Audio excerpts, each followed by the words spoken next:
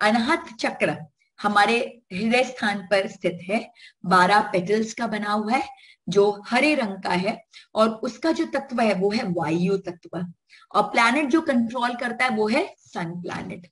तो सन प्लैनेट की एक बहुत खास बात है, और वो खास बात सूर्य भगवान की ये है कि वो पूरी दुनिया को चलाते हैं, क्योंकि सूर्य है तो जीवन है, अगर सूर्य नहीं है तो जीवन नहीं है। सूर्य के कारण ही हमारा जीवन है। लेकिन जीवन प्रदान करने के टाइम पे वो कभी ये नहीं देखते कि कौन कैसा है, वो कोई भेदभाव नहीं करते, वो सबके साथ एक ही समान रिश्ता रखते हैं, वो सबको एक ही प्रकार से अपनी लाइट एंड हीट एनर्जी से पोषित करते हैं। तो ये अनाहत चक्र भी हमें उसी के लिए प्रेरित करता है कि ये जीवन भी क्या जीवन है जो औरों के काम ना आ सके। तो जिनका अनाहत चक्र पोषित होता है, बैलेंस्ड होता है, वो सूर्य की तरह होता है, जिसके जो अनकंडीशनल प्रेम से ओत प्रोत होता है। उसका प्रेम का कोई कंडीशंस नहीं है, कोई एक्सपेक्टेशन नहीं है, बस वो प्रेम का स्रोत है और उसके अंदर से प्रेम बहे जा रहा है, एक कंपैशन बहे जा रहा है, एक रिस्पेक्ट की भावना बहे जा रही है। और वो अपने पूरे जीवन को इस बात में, इस परोपकार में लगा देता है कि कैसे अपने जीवन से वो लोगों का भला कर सके, और जो भगवान की क्रिएशंस है वो सारी क्रिएशंस के लाइफ को वो टच करके उनके लाइफ को बेटर बना सके। और जब ये हमारा इम्बैलेंस हो जाता है, जब अनाहत चक्र हमारा बिल्कुल संकुचित हो जाता है, ब्लॉक्ड हो जाता है, तो जो लोग हैं वो कोल्ड हार्टेड बन जाते हैं, उनमें इमोशंस नहीं रहते, वो बहुत सेल्फिश हो जाते हैं, डिसरिस्पेक्टफुल हो जाते हैं, अनफॉरगिविंग हो जाते हैं, उनमें कोऑपरेशन की भावना नहीं होती, और वो बिल्कुल आइसोलेटेड होते हैं, उनके रिश्ते बहुत खराब होते हैं। और जो लोग जिनका अनाहत बहुत वाइड ओपन हो जाता है, उनकी प्रॉब्लम ये बन जाती है कि वो अपने आप को मसीहा समझने लग जाते हैं। उनको लगता है कि बस मैं हूं और मैं ही पूरी दुनिया की प्रॉब्लम को सॉल्व कर सकता हूं। उनके अंदर ये एक ईगो की फीलिंग, एक कर्ता भाव की फीलिंग आ जाती है, और अपने आप को मसीहा बना लेते हैं, और वो at the cost of interference in everybody's life they try to help others.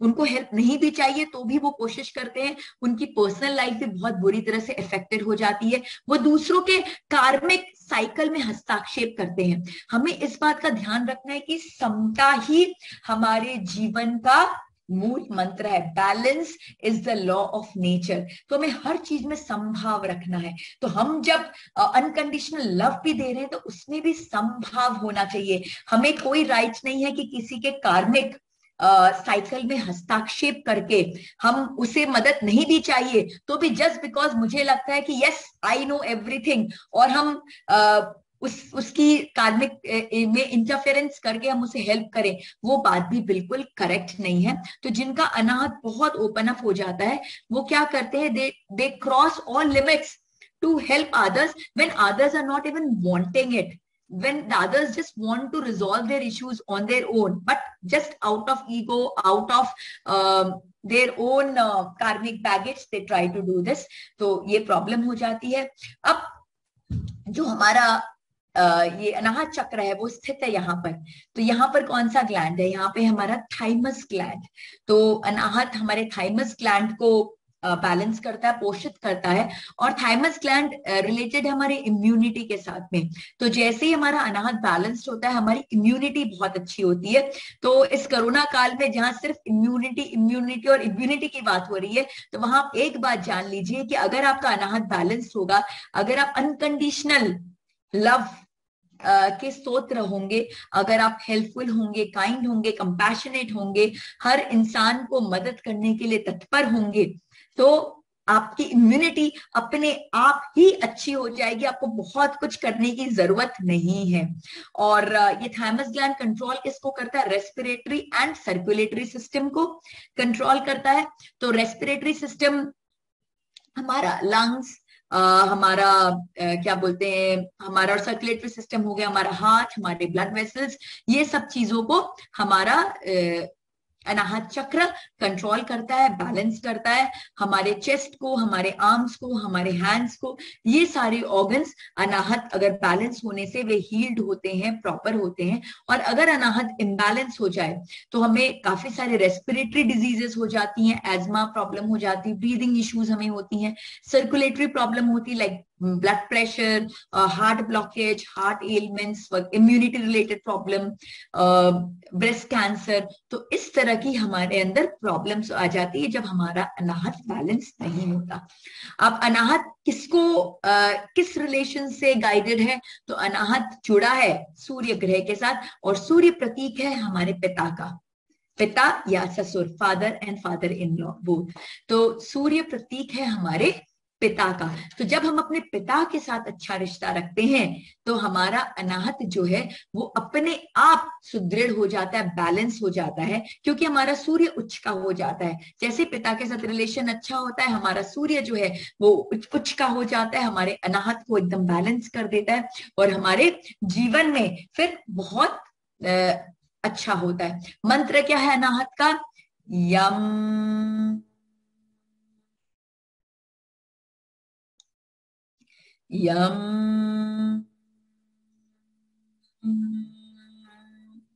यम।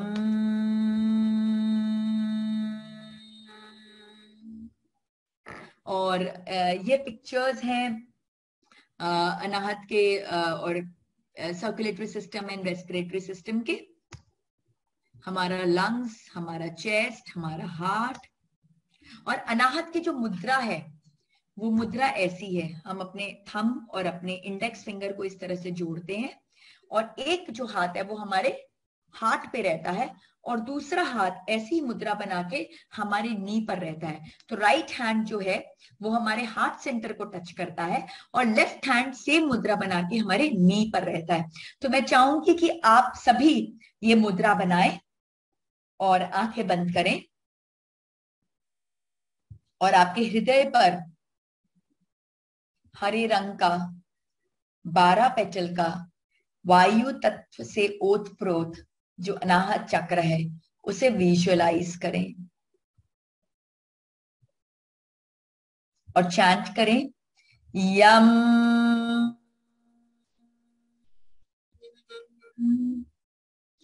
यम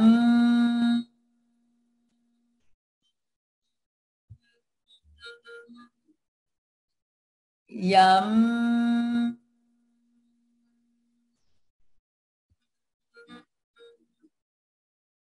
अब अपना ध्यान लेके आए अनाहत के 12 पेटल्स की ओर, और चैंट करें उनका बीज मंत्र।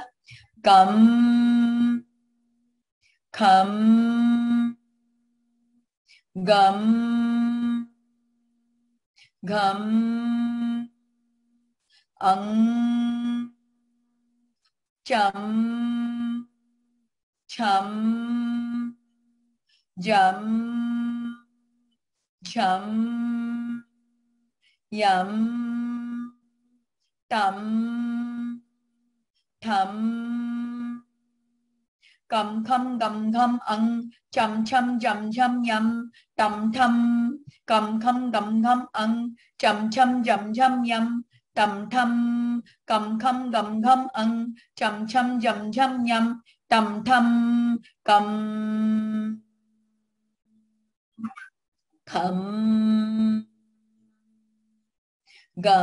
तम ठम कम खम गम घम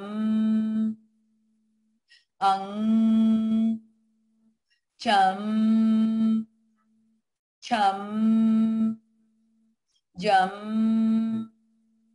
झम यम तम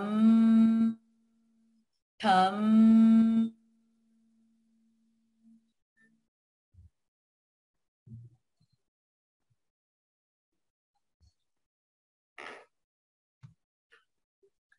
अब गाइडलाइंस फॉर बैलेंसिंग अनाहत।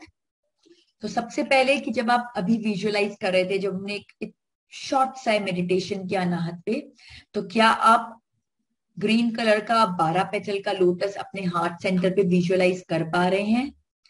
और आप क्या उसके बीज मंत्र को और उसके पेटल मंत्र को चैंट कर पा रहे हैं और उसकी वाइब्रेशंस को फील कर पा रहे हैं। और जो अनाहत का तत्व है वो है वायु। तो वायु तत्व को शुद्ध करने के लिए बहुत इंपॉर्टेंट है कि हम फ्रेश एयर को इनहेल करें। बहुत जरूरी है कि हम ऐसे जगह पर जाएं जहां पे फ्रेश एयर मिल रहा हो, चाहे आपकी बालकनी हो, चाहे टेरेस हो, चाहे गार्डन हो। बट बहुत बहुत बहुत जरूरी कि कुछ समय आप अपने दिनचर्या का ऐसा निकालें कि आप फ्रेश एयर को इनहेल कर सके, उसे अपने अंदर ले सके। और प्राणायाम द्वारा आप अपने ऑक्सीजन इनटेक एंड फ्लो को कंट्रोल कर सके।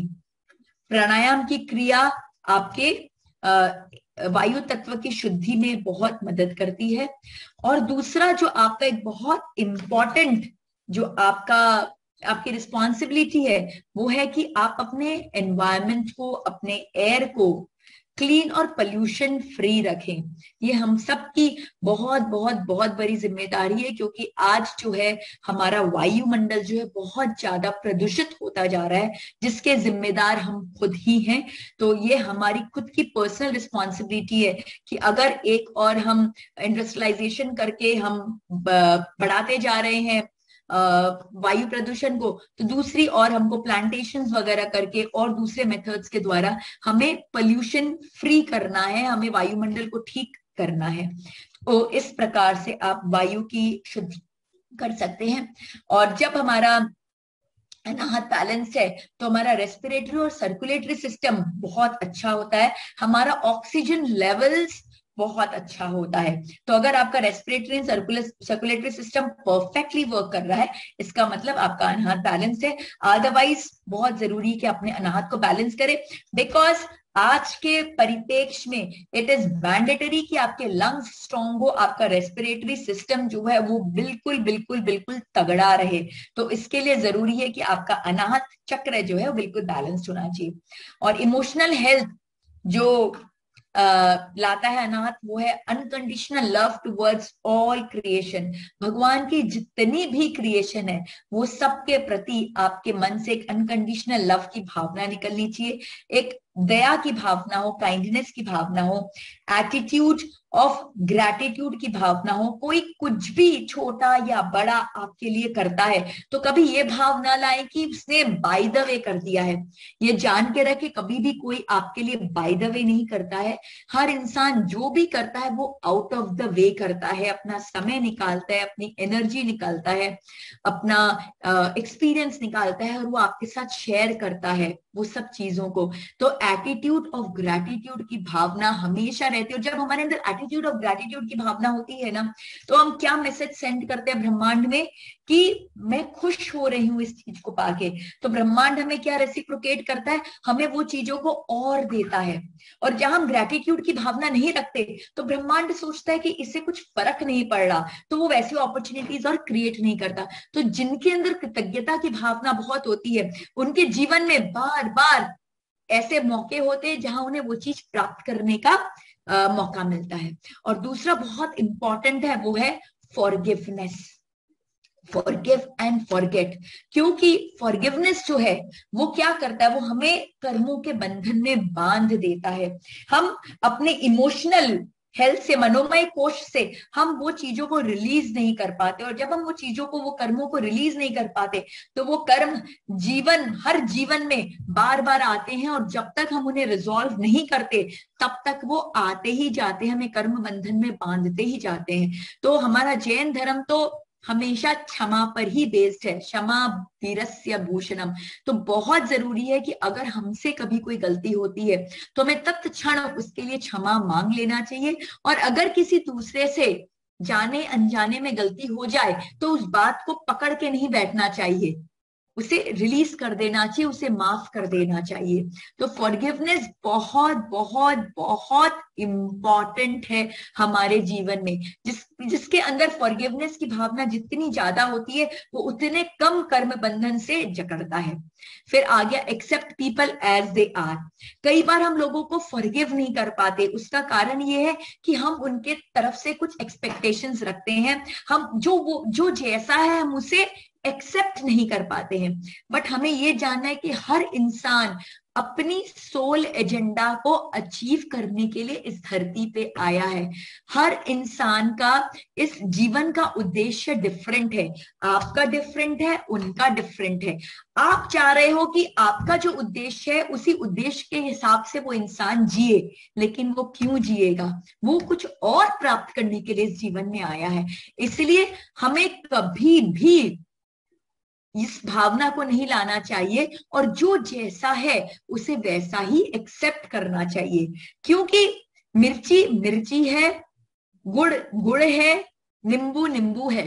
मिर्ची नींबू नहीं बन सकती, नींबू गुड़ नहीं बन सकता, गुड़ मिर्ची नहीं बन सकती।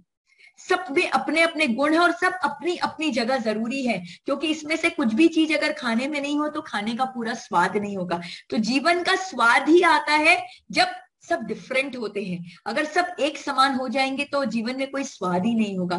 तो बहुत इंपॉर्टेंट है हम लोगों को वैसे ही एक्सेप्ट करें जैसा कि वो है। और अगर हम बदलना ही चाहते हैं तो हम स्वयं को बदलें। हम कभी भी ये अपेक्षा न रखें कि दूसरा हमारे लिए बदले। ये भी कर्म बंधन में बंधने का बहुत बड़ा रीजन है। एंड वही बात होगी नॉन जजमेंटल, कि हम जज करते हैं लोगों को। क्यों जज करते हैं? क्योंकि हम सोचते हैं कि वो हमारे हिसाब से करे, और जब वो हमारे हिसाब से चीजों को नहीं करता है तो हमसे जज करना शुरू कर देते हैं। तो हमें हमें राइट ही नहीं है किसी को जज करने का, क्योंकि जज जो करते हैं वो तो वो है। इस पूरे ब्रह्मांड में एक ही है जिनको जज करने का अधिकार है, और सही बोलो तो वो जज करते ही नहीं है। उन्हें अधिकार है बट वो जज करते नहीं है। और हमें अधिकार नहीं, और हमेशा हम जज की कुर्सी में बैठे हुए ये डिसीजन लेते हैं कि कौन सही है कौन गलत है। ये डिसीजन लेने का हमें हक ही नहीं है, क्योंकि हर इंसान अपने कर्म बंधन से जकड़ा हुआ है और उसी के अनुसार वो अपने सोल एजेंडा के अनुसार इस जीवन को जीने आया है।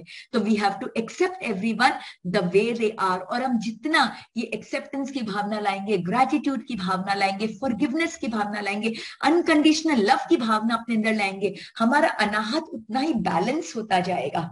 हम लोगों को उतना एक्सेप्ट कर पाएंगे, हम उनके प्रति लव को फ्लो करा पाएंगे। तो बहुत जरूरी है अनाहत को बैलेंस करने के लिए कि हम ये सब बातों का ध्यान दें। और जब अनाहत बैलेंस्ड होता है तो हमें क्या वर्ल्डली अचीवमेंट देता है? हमारी लाइजनिंग स्किल्स बहुत अच्छी होती है, हमारी नेटवर्किंग स्किल्स बहुत अच्छी होती है। क्योंकि naturally we are an ocean of love, हम लव के स्तोत्र हैं। तो जो लव का जो प्रेम का स्तोत्र होता है, हर जन उससे जुड़ना चाहता है। एक दो इंसान आते हैं आपके पास में, एक जो प्यार देता है और दूसरा जो हमेशा क्रिटिसाइज करता है। तो आप किसके साथ जुड़ना चाहोगे? नेचुरली जो हमेशा प्यार देगा। तो जो प्यार का स्तोत्र होता है उसके साथ सब अपने आप चुंबक की तरह अट्रैक्टेड होते जाते हैं। तो उसकी लाइजनिंग स्किल्स बहुत अमेजिंग होती है, उसकी नेटवर्किंग स्किल्स बहुत अमेजिंग होती है, जो उसे worldly achievement, because today is the world of liaisoning and networking. हमें अगर अपने वर्ल्डली जीवन में आगे बढ़ना है तो हम कितने लोगों के साथ जुड़े हैं वो बहुत महत्व रखता है। तो हमें लाइजनिंग एंड नेटवर्किंग स्किल्स प्राप्त होती है, प्लस हमारे अंदर सेवा भाव आता है, हम फिलैंथ्रोपिक एक्टिविटीज करते हैं और हमारा अनाहत उससे बहुत बैलेंस्ड होता है। और रिश्ता किसके साथ? हमारे पिता के साथ या हमारे ससुर के साथ। और मुझे तो कोई रीजन ही नहीं लगता है कि हम उनके साथ रिश्ते में कोई भी इशू लेके आए, क्योंकि वही तो है जिन्होंने हमें बनाया है जो हम आज हैं। हम आज इतने बड़े होकर सोच रहे हैं कि हम ऐसे हैं, हम वैसे हैं, और उन्हें जज कर रहे हैं कि उन्होंने क्या किया और क्या नहीं किया। लेकिन हम जो भी हैं और जैसे भी हैं वो सिर्फ उनके कारण है। उन्होंने जिस तरह से हमारी परवरिश की, हम उस तरह से बन पाए। तो हमारे लिए उनके प्रति सिर्फ और सिर्फ कृतज्ञता का भाव होना चाहिए। और एक बात मैं यहाँ पे आपके साथ शेयर करूंगी कि जब कोई आत्मा जन्म लेती है तो वो आत्मा डिसाइड करती है कि उसकी सोल एजेंडा की पूर्ति के लिए, उसके जीवन के पर्पस की पूर्ति के लिए कौन सी माँ का गर्भ उपयुक्त है, कौन से पिता उपयुक्त हैं, कौन सा परिवार उपयुक्त है। इसलिए हमारे पास कभी ये रीजन नहीं होना चाहिए कि हमारे पिता ने ऐसा नहीं किया, हमारी माता ने ऐसा नहीं किया या हमारे परिवार ने ऐसा नहीं किया, क्योंकि हमने खुद ने उन्हें चुना था। और क्यों चुना था? बिकॉज हम अपने पर्पस को फुलफिल करना चाहते थे। लेकिन हम धरती पे आते हैं, माया में लिप्त हो जाते हैं, हम ये सारी बातों को भूल जाते हैं और हम फिर जज करने लग जाते हैं। तो हमें कोई क्या बोलते हैं, वो नहीं है, राइट नहीं है जज करने का। इनफैक्ट जीवन में बोलते हैं 3 ऋण बहुत महत्वपूर्ण है, जिसे अगर हम पूरा नहीं करेंगे तो हम आगे अग्रसर नहीं हो पाएंगे। पितृ ऋण, मातृ ऋण और गुरु ऋण। ये 3, पिता माता और गुरु, ही हमें बनाते हैं जो हम हैं। शारीरिक, मानसिक, हर तरीके से हम जो बने हैं सिर्फ 3 से बने हैं। माता और पिता ने हमें जन्म दिया और गुरु हमें क्या करते हैं, पुण्य जन्म देते हैं, रीबर्थ देते हैं हमें, हमारी कॉन्शियसनेस को रेज करके। तो इसीलिए हमें बहुत जरूरी है अपने ऋण को चुकता करना। बट अगर हम उनके साथ रिश्ता अच्छा नहीं कर रहे तो हम क्या कर रहे हैं, हम उल्टा कर रहे हैं। चुकता करने की जगह हम अपने ऋण को और बढ़ा रहे हैं, तो उससे हमारी कोई गति नहीं होगी। तो बहुत जरूरी कि हम अपने पिता के साथ हमेशा जैसे हैं, जिस तरह के हैं, वो हमारे लिए सबसे इंपॉर्टेंट है, क्योंकि हम उन्हीं से ही आए हैं। आज जो शरीर है जिस पर हम इतना अभिमान कर रहे हैं, वो उन्हीं की देन है। तो हमारे मन में हमेशा हमेशा उनके लिए कृतज्ञता का भाव होना चाहिए। और आज जो हमें इतना अहंकार हो गया है कि हम इतने पढ़ लिए हैं, इतना कमा रहे हैं और ऐसा कर रहे हैं वैसा कर रहे हैं, वो सिर्फ उनके कारण है। उन्होंने हमें वैसी अपॉर्चुनिटी दी, उस तरह की परवरिश की, तो हम आज इतना पढ़ पाए, इतना कमा पाए और इतना वो कर पाए। और आज हम इतने हाई लेवल पे पहुंच गए तो हम क्या कर रहे हैं, उन्हीं पर फिंगर पॉइंटिंग कर रहे हैं कि आप क्या हो, आपको क्या मालूम, आपको क्या आता। हो सकता है कि आपने बहुत सीख लिया होगा, उनसे भी ज्यादा सीख लिया होगा। इनफैक्ट उनकी हमेशा ही कोशिश रहती है कि मेरे बच्चे, माता पिता हमेशा एक बात चाहते हैं कि मेरे बच्चे मुझसे बेटर हो, उनकी परवरिश हमसे बेटर हो, उनका एजुकेशन हमसे बेटर हो, उनकी लाइफ हमसे बेटर हो। और जब उन बच्चों की हर चीज बेटर हो जाती है तो पलट के अपने माँ बाप को क्या बोलते हैं, आपको क्या आता है। तो आप सोचिए वो माता पिता पे क्या बीतेगी कि उन्होंने अपनी हर चीज को छोड़कर सिर्फ आपका ध्यान दिया ताकि आप उनसे बेटर हो सके। और जब आप बेटर हो गए तो आप उन्हीं को पलट के उनसे को क्वेश्चन कर रहे हैं। तो बहुत जरूरी है कि हमें सोचना कि हम क्या कर रहे हैं, और जब हम इसको इंप्रूव करेंगे तो हमारा अनाहत ऑटोमेटिकली बैलेंस्ड हो जाएगा। तो योगिक क्रिया क्या है अनाहत को बैलेंस करने के लिए? आसन है उष्ट्रासन, सुप्त वज्रासन, मार्जरासन। ये कुछ ही आसन के नाम में लिखी हूं, बहुत सारे आसन हो सकते हैं। प्राणायाम, भस्त्रिका प्राणायाम हमारे लंग्स को, हमारे अनाहत चक्र को बहुत स्ट्रांगली एक्टिवेट करती है। और मुद्रा तो मैंने आपको बताया था, इस तरह की मुद्रा है। राइट हैंड को हमें वक्षस्थल पे रखना है और लेफ्ट हैंड को सेम मुद्रा बना के हमें अपने नीज पर रखना है। तो जब हम इस तरह से मुद्रा बना के हम मेडिटेट करते हैं तो हमारा अनाहत बैलेंस हो जाता है। नाउ एफर्मेशंस फॉर अनाहत, कि जब हम अनाहत चक्र का ध्यान करें तो किस तरह के भाव लेके आए। I love everyone unconditionally, I am loved by everyone, I forgive myself and others, I give gratitude to everyone, I accept everyone the way they are, I am helpful.